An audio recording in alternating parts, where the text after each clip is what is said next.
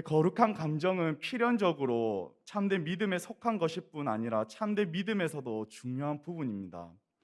여러 감정들은 인간이 앞으로 전진할 수 있도록 밀어주는 힘이며 세상에 속한 모든 일들을 지속하게 하는 힘입니다. 사람을 자극하고 사람에게 활력을 불어넣음으로써 모든 일을 진지하게 행하게 하기도 합니다. 모든 일에서 열정적인 추구자가 되게 하죠. 우리는 인간 세상에 매우 분주하게 움직이고 있음을 잘 알고 있습니다. 그런데 사람의 감정이 바로 이런 움직임의 원천인 것이죠. 그래서 감정은 굉장히 중요합니다. 감정은 마음에서 일어나죠. 우리가 어떤 감정을 가지느냐, 감정을 내가 어떻게 다루느냐에 따라 우리의 삶이 완전히 달라지게 됩니다. 일상을 쭉 살아가다 보면 자신에게 주어진 삶의 자리에서 많은 일들을 겪습니다. 많은 상황을 마주하며 살아가게 되죠. 인간은 주변 환경과 상황에 영향을 많이 받습니다. 그렇다 보니 마주한 삶 속에서 겪고 있는 상황에 따라 각약각색의 감정들을 가지게 됩니다. 그러므로 감정의 영향을 받지 않는 사람은 단 한 사람도 없습니다. 세상은 오늘 하루도 수많은 일들이 펼쳐지고 있습니다. 내일도 마찬가지입니다. 세상은 한 치 앞도 내다볼 수 없는 현실이죠. 우리는 그 가운데서 살아가고 있습니다. 많은 사람들이 자신에게 찾아오는 상황, 환경에 따라 거기에 맞는 모습을 취하고 감정을 느끼게 되는 것을 볼 수 있습니다. 이것을 보면 인간은 상황과 감정에 영향을 많이 받는다는 것을 알 수 있습니다. 어느덧 코로나가 발생한 지 2년의 시간이 지나고 있습니다. 차근차근 하나씩 원래대로 회복하고 있는 것 같지만 여전히 우리는 이전의 삶과 다른 일상들을 살아가고 중입니다. 코로나로 인해 삶의 변화들이 너무나 많죠. 이 변화된 삶 속에서 우리에게 주어졌던 그 일상들이 그리울 때가 많습니다. 돌이켜보면 그런 삶이 참 감사했던 시간이었음을 우리 깨닫게 되죠. 현재 힘든 나날을 살아가고 있는 분이 계신가요? 믿음의 동역자 여러분, 하나님께서 나에게 허락하신 일상은 어떠십니까? 나에게 선물로 주신 이 하루하루를 어떤 마음, 어떤 감정, 어떤 모습으로 살아가고 있으십니까? 우리 모두에게 펼쳐져 있는 삶의 환경은 다 다릅니다. 누구는 이렇고 또 누구는 저렇고 말이죠. 신앙이 있는 우리가 급변하는 이 시대 속에서 신앙을 가지고 있는 우리가 어떤 감정을 지니고 살아가야 하는지 이 오늘 본문을 통하여서 잘 알 수가 있습니다. 오늘 본문을 통해 사도 바울이 예수님을 믿는 우리에게 중요한 공고를 하고 있습니다. 주 안에서 어떤 모습과 어떤 감정을 가져야 하는지 말이죠. 예수 그리스도를 믿는 믿음을 가진 우리가 이 땅에서 사는 동안 어떤 감정으로 살아가야 하는지 오늘 본문을 통하여서 한번 살펴보도록 하겠습니다. 바울이 우리를 향한 공고하는 것이 무엇일까? 첫째는 항상 기뻐하라는 것입니다. 항상 기뻐하라는 것. 오늘 본문 4절 말씀입니다. 우리 함께 읽어볼까요? 시작. 주 안에서 항상 기뻐하라. 내가 다시 말하노니 기뻐하라.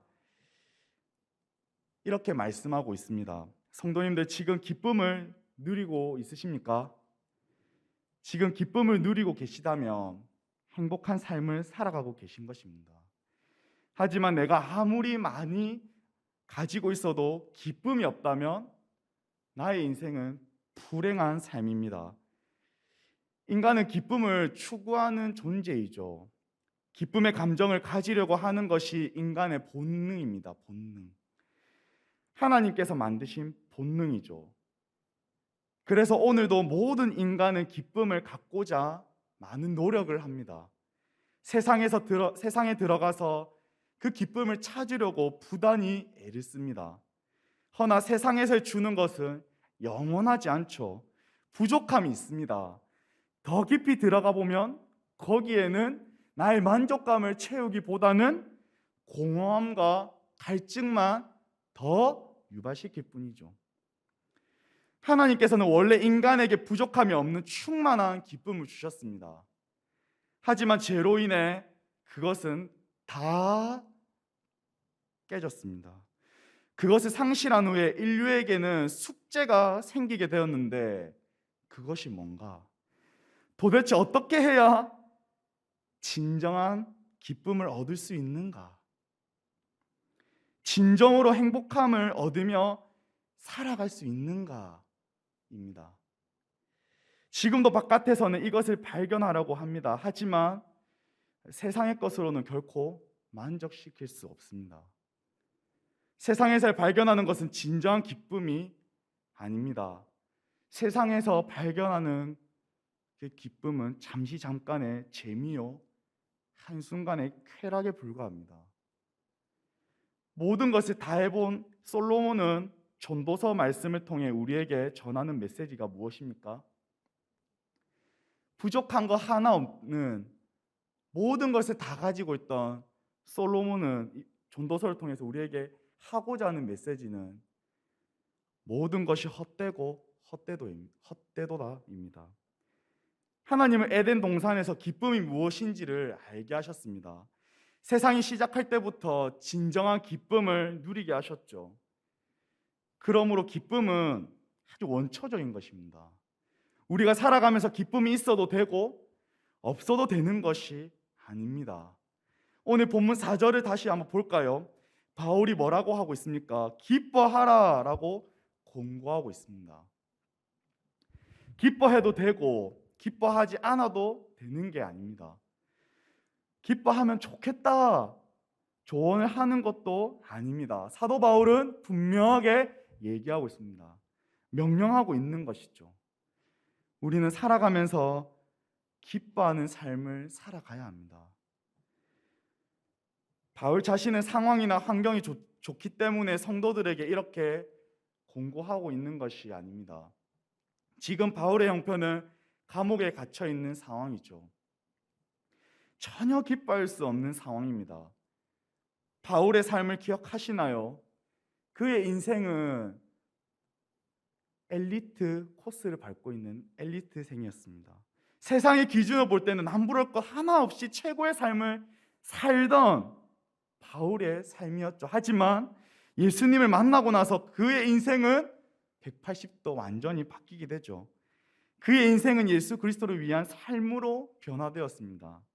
오직 예수 그리스도께 초점 맞춰 사는 인생이었습니다. 그는 예수님을 위해서라면, 자신에게 주신 복음을 위해서라면 어떤 것도 두려워하지 않는 사도 바울이었습니다. 고린도후서 11장의 말씀을 기억하시나요? 고린도서 11장 말씀을 보면 사도 바울의 그런 심한 고난과 죽을 뻔한 위기가 한두 번이 아니었다는 것을 우리가 알 수 있죠. 그렇게 어려움 가운데서도 바울은 믿음을 결코 저버리지 않습니다. 주님을 떠나 다시 세상으로 돌아가지 않아요. 그가 흔들리지 않고 굳게 그리스도 예수의 표대를 향하여 걸어갈 수 있었던 이유는 주님 안에서 진정한 기쁨을 그는 경험했기 때문입니다. 이러한 은혜를 맛본 사람은 다른 그 어떤 것과 비교할 수 없다는 것을 너무나 잘 알죠. 그래서 다윗도 죽음의 위기에서도 이와 같이 고백을 합니다. 너희는 여호와의 선하심을 맛보아 알지어다라고 말하죠. 사울 왕의 숱한 위협 때문에 모진 고난과 수치를 당한 다윗이었지만 하나님의 선하심을 맛본 다윗은 오히려 하나님을 더 바라보고 의지하는 것을 볼 수가 있습니다. 다윗은 하나님으로 말미암아 늘 기뻐하던 삶을 살아갔던 자였습니다. 그렇게 살아갈 수 있었던 이유는 다윗도 사도 바울처럼 그분 안에서 진정한 기쁨을 맛보았기 때문이죠. 바울은 기뻐하라고 권고하면서 언제 기뻐하라고 합니까? 항상입니다. 항상. 늘 언제나 기뻐하라고 말씀합니다. 우리가 흔히 생각하는 기쁨은 내가 어려운 문제가 해결되었을 때라든지 아니면 내가 필요로 하는 것이 채워졌거나 내 목표가 나의 성과가 이루어지면 우리는 기쁘게 되는 것을 기쁨이라고 생각합니다. 그러나 오늘 성경에서 말하기를 무언가를 통해 어떤 매개체가 있어서 기쁘게 되는 것이 아니라 그냥 기뻐하라고 말하고 있습니다. 우리가 삶을 살아가면서 많은 일들을 경험하죠. 좋은 일도 경험합니다. 하지만 실패도 경험하고 때로는 오해도 받기도 하고 때론 많은 고통을 경험하는 것이 우리의 삶입니다. 그런데 과연 항상 기뻐하는 것이 가능할까? 성경은 어떻게 하면 되는지 가르쳐주고 있습니다. 그것은 무엇인가? 주 안에서 가능하다는 것을 말씀해주고 있습니다. 살아가면서 세상의 어떤 것으로 인해 항상 기뻐하는 것은 불가능합니다. 예수 믿으면 고민과 고통과 문제가 모두 사라지는 기계적이고 맹목적인 기쁨을 성경에서는 결코 가르치고 있지는 않습니다. 하는 일마다 잘 되고 어려운 일마다 금방 풀리는 기쁨을 성경에서는 가르치지 않습니다. 우리의 삶에 아픈 일도 있고 때로는 실패도 따라오며 때로는 너무 힘든 고통이 찾아오기도 하죠. 그럼에도 불구하고 주 안에서 기뻐하라, 이 말씀 가운데서 핵심은 무엇일까요? 믿음으로 말미암아 항상 기뻐하는 것이 성도의 특권임을 지금 말해주고 있는 것입니다.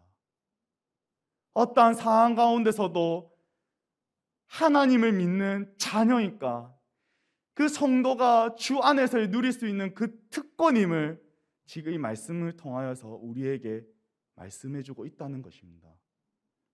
우리 하나님은 기쁨의 하나님이십니다. 믿습니까?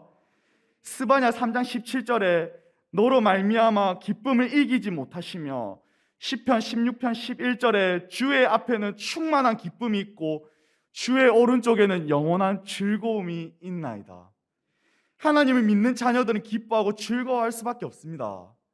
하나님께서는 우리가 기뻐하기를 원하십니다. 그러므로 우리가 신앙생활할 때 중요한 것은 무엇이냐? 주 안에서 항상 기뻐하는 것입니다. 주님 안에서 기뻐하는 것은 세상이 주는 것과 완전히 차원이 다른 것입니다. 그리스도인은 누구보다 기뻐해야 됩니다. 주 안에서의 참된 기쁨을 맛을 본 자들이기 때문이죠.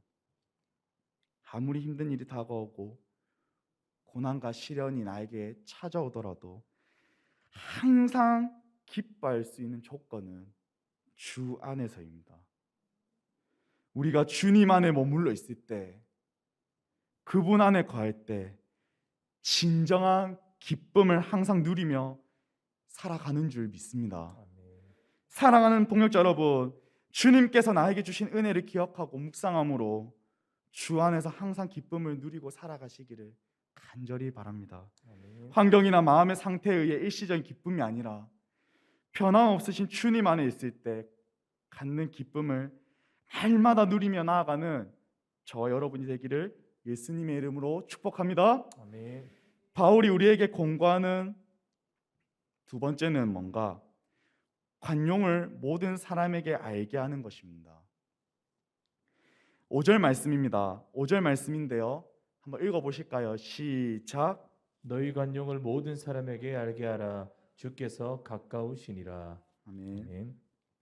신자들은 기뻐할 뿐만 아니라 주변 사람들을 관용해야 합니다.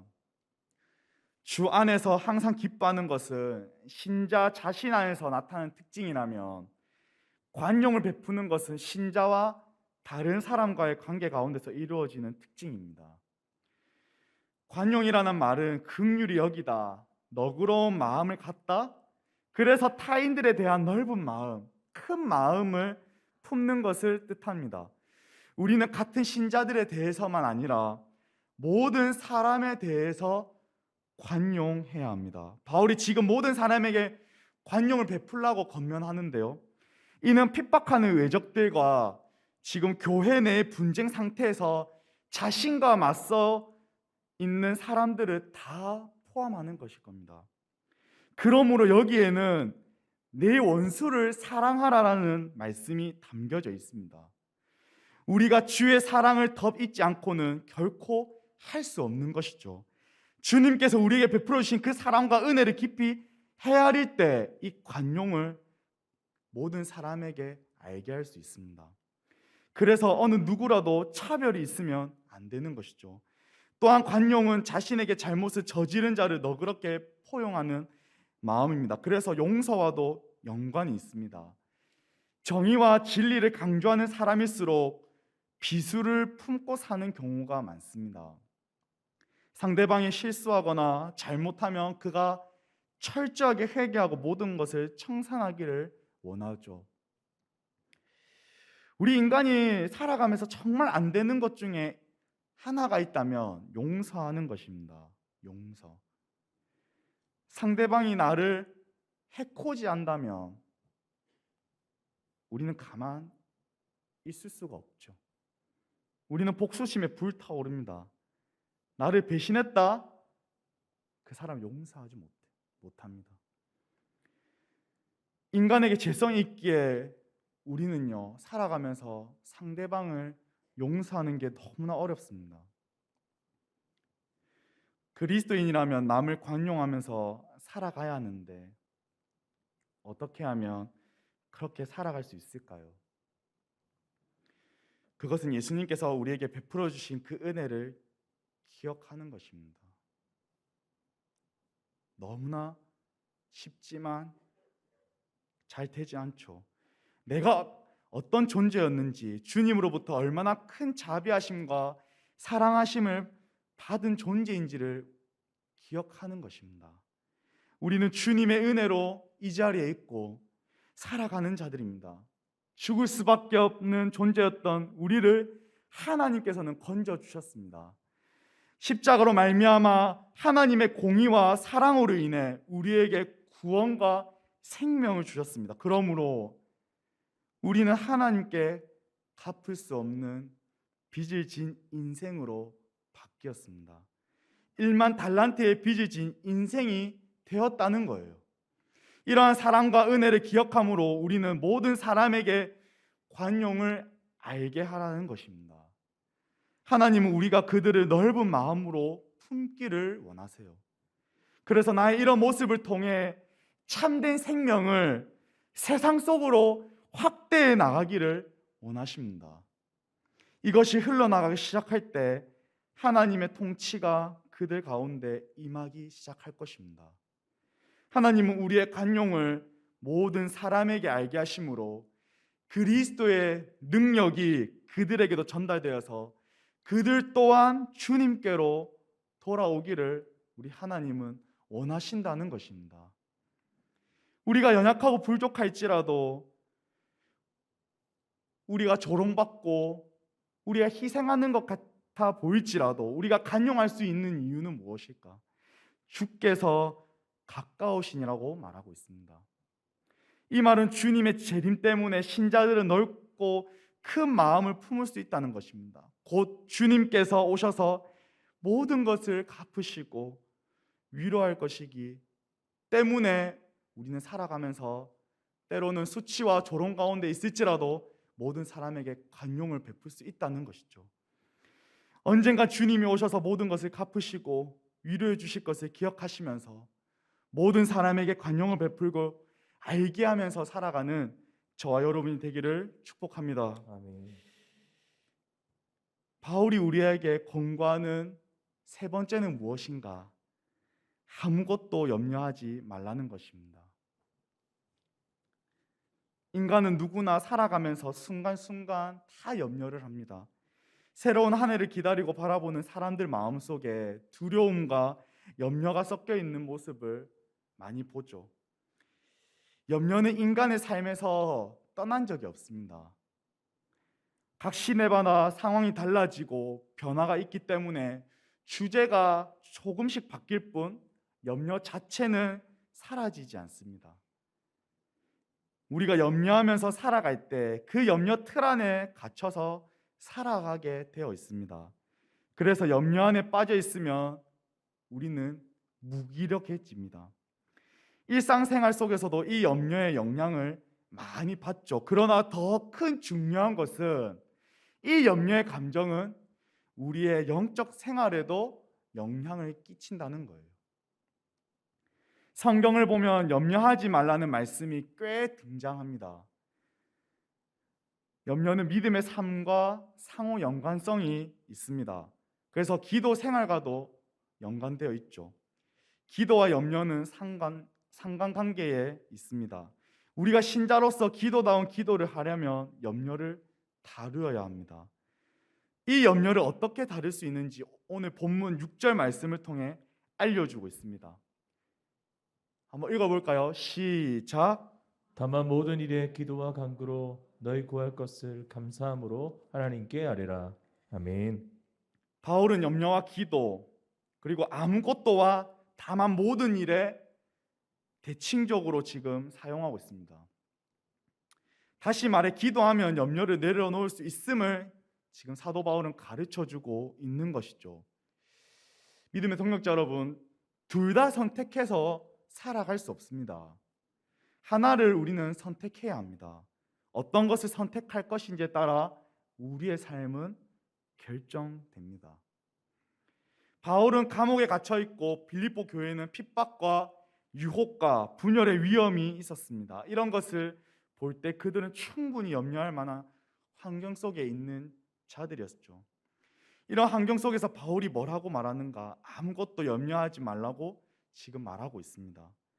그들의 어떤 상황에 노출되어 있다고 한들 아무것도 염려의 대상이 되어서는 안 된다고 지금 사도 바울은 얘기하고 있는 것이죠.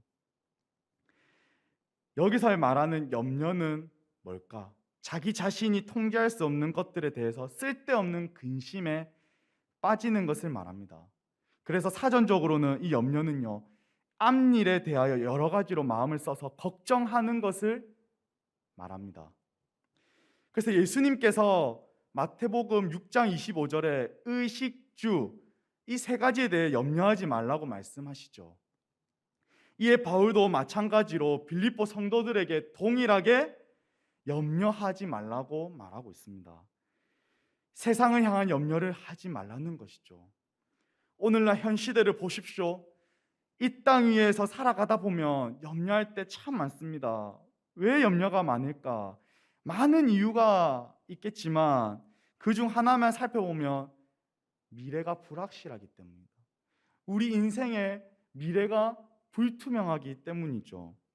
많은 사람은 세상에 대한 염려로 가득합니다. 인간에게는 미래에 대한 안정과 보장받고 싶은 마음이 있습니다.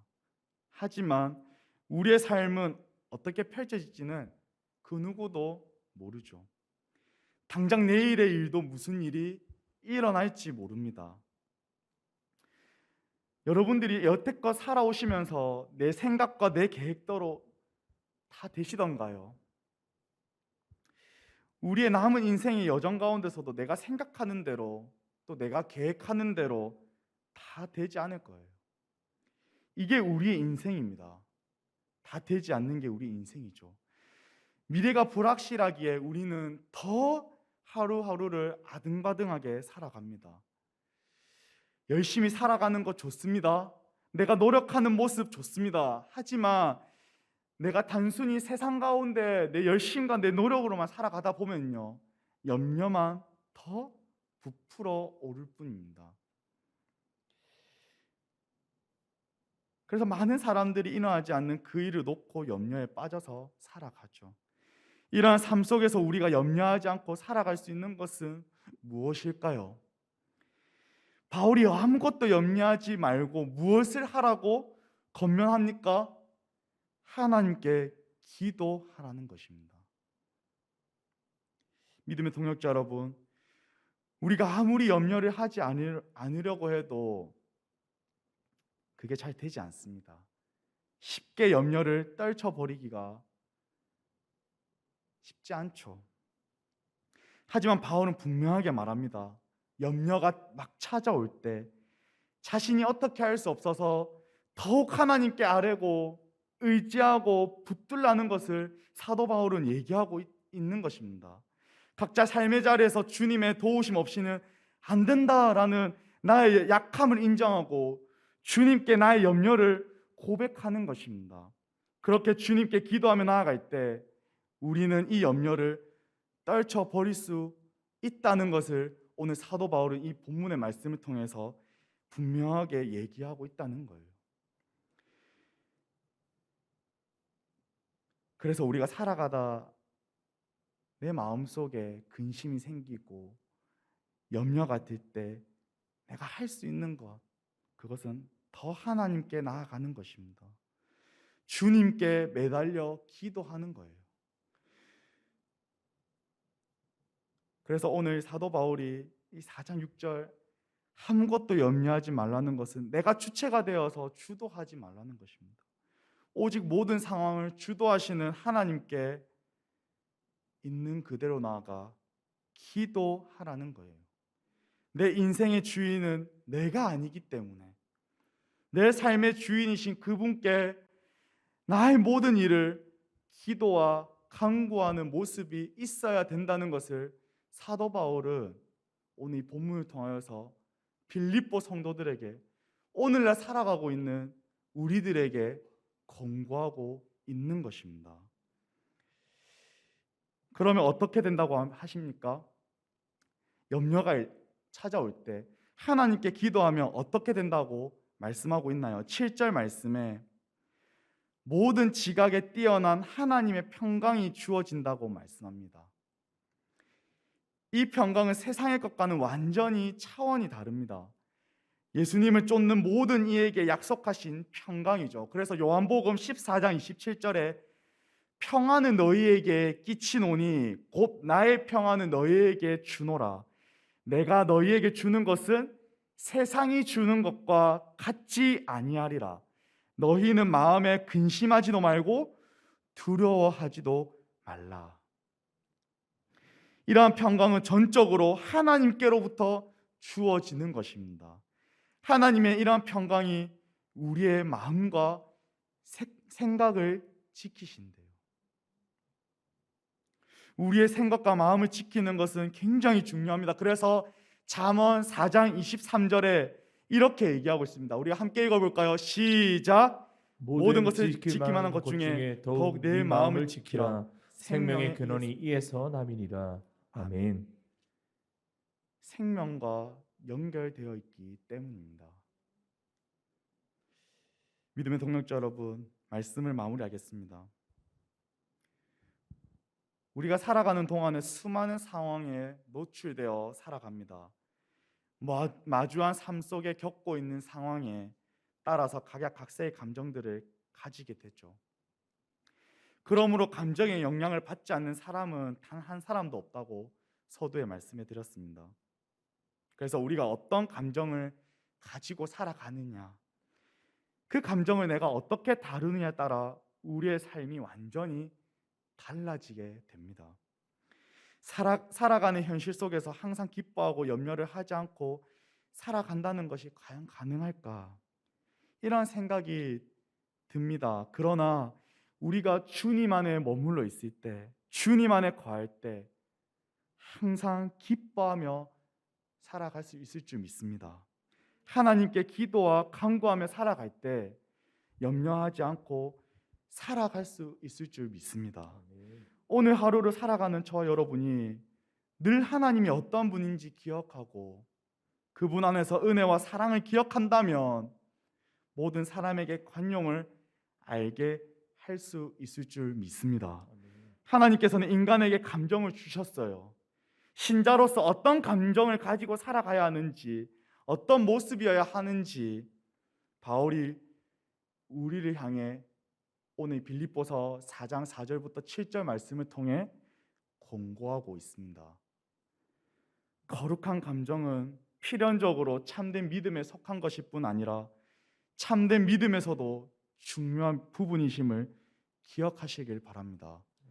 우리를 향한 바울의 권고를 기억하여 하루하루 이렇게 살아갈 수 있는 은혜가 저와 여러분에게 있기를 간절히 소망합니다. 그리하여서 하나님이 원하시는 삶으로 살아가고 늘 승리하는 우리 모두가 되기를 예수님의 이름으로 축복합니다. 아멘.